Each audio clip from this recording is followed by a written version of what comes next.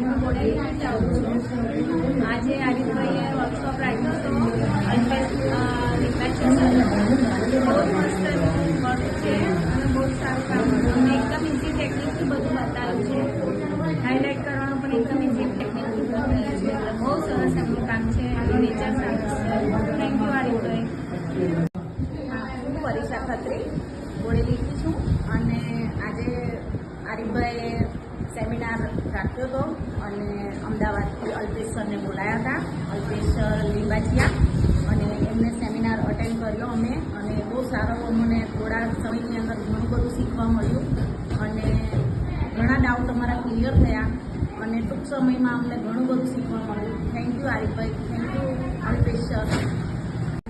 ચાલુ કરે છે તો તમે આવજો અને બેસ્ટ અહીંયા શીખવા જેવું છે જે આપણા મોડેલમાં સામેથી આવે છે સર, અને આપણને બધું અહીં શીખવા મળશે નવું જે તમે કોઈ પણ ફોલ્ડ કરતા હશો તો આ સર અલ્પેશ સર કરી છે એ તમને બધા ફોલ્ડ અમે આજે ખાલી સેમિનારમાં આવ્યા તો અમને આટલું બધું જાણવા મળ્યું. તો એકેડમીમાં આવીશું તો અમને કેટલું બધું જાણવા મળશે નવું જેથી કરીને આપણા બોડેલીમાં આપણે કટિંગથી લઈને હેર કલરથી લઈને જે ટ્રીટમેન્ટ કોઈ પણ એક્સવાય જેડ એમાં આપણે નવું ક્લાયન્ટોને આપીશું. ધન્યવાદ.